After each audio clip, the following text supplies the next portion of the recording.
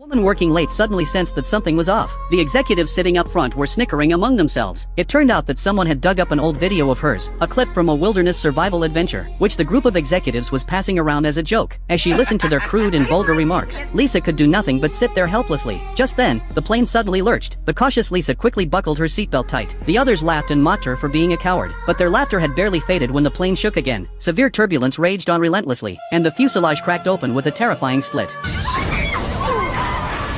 In a panic, Lisa reached out and grabbed Kevin's hand, but Kevin aggressively demanded that she give up her seat. Desperate to save himself at any cost, Kevin suddenly grabbed her by the throat, trying to forcibly take her seat. Lisa summoned every ounce of strength and snatched up a fork, driving it hard into the back of Kevin's hand. Before she even had a chance to catch her breath, Lisa realized in horror that the plane was about to crash into the ocean.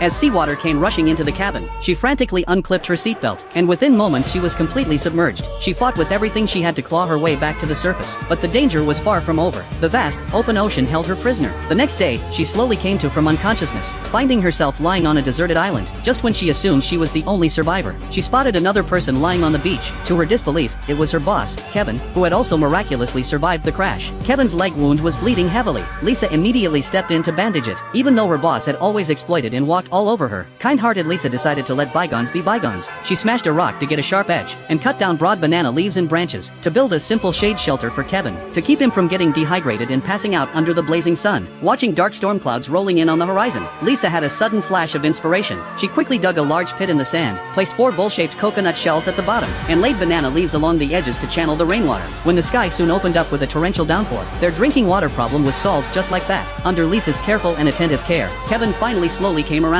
But instead of showing a shred of gratitude, he arrogantly barked orders at Lisa, demanding she come up with a rescue plan on the spot. But Lisa held firm that the most urgent priority right now was to find supplies and focus on staying alive first. She then got to work starting a fire by rubbing sticks together, and painstakingly managed to get a fire going. She even grilled a plump, fresh fish and brought it to him. Watching her once untouchable, high and mighty boss, now completely dependent on her for survival, a deep sense of satisfaction welled up inside Lisa. That night, she tossed and turned, unable to sleep, thinking about how she had poured 10 solid years of her life into the company, only to end up getting laid off with nothing to show for it. But now fate had handed her a rare opportunity. As long as she took good care of Kevin out here, she was bound to earn herself a promotion and a raise when they got back. Lisa felt a renewed fire burning inside her, and went out of her way to hunt down all kinds of food for Kevin. But Kevin still showed zero appreciation. His only thought was getting off that island as fast as possible.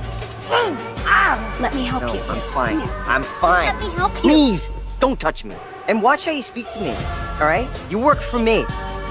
Furious, Lisa turned on her heel and walked away, leaving the seriously injured Kevin behind on his own. Kevin brushed it off without a second thought at first, but as the night dragged on, his throat was burning with thirst, and to make matters worse, a powerful typhoon struck out of nowhere. By the time daylight came, the shelter had been completely wiped out. Kevin baked under the scorching sun with no water in sight, and finally collapsed unconscious right there on the beach. Thankfully, Lisa showed up just in time with fresh water. Only then did it finally hit him for real, that if he wanted to make it on this deserted island, he had absolutely no choice but to lean on Lisa. From that point on, Lisa took on the job of finding food for the both of them. One day, she headed deep into the jungle alone to look for supplies, when she stumbled across a trail of footprints in the dirt. Just as she was puzzling over what kind of animal had left them, a massive wild boar weighing several hundred pounds came barreling straight at her out of nowhere. Lisa took off running as fast as her legs could carry her, but the wild boar was right on her heels and wouldn't let up. Just when it looked like she was about to go down, she grabbed a wooden stick in a moment of pure desperation, and drove it straight at the charging boar, and the two of them finally got to sit down to a real barbecue feast. The next day, Lisa headed back into the jungle. When she rounded a quiet bend in the trail, a small waterfall suddenly appeared right in front of her. Lisa stepped under the waterfall and enjoyed a long, refreshing rinse. Right in the middle of it, she heard a distant rumbling. She looked up to see a yacht cruising by in the distance. Her first instinct was to wave her arms and call out for help, but in the very next second, she let the idea go.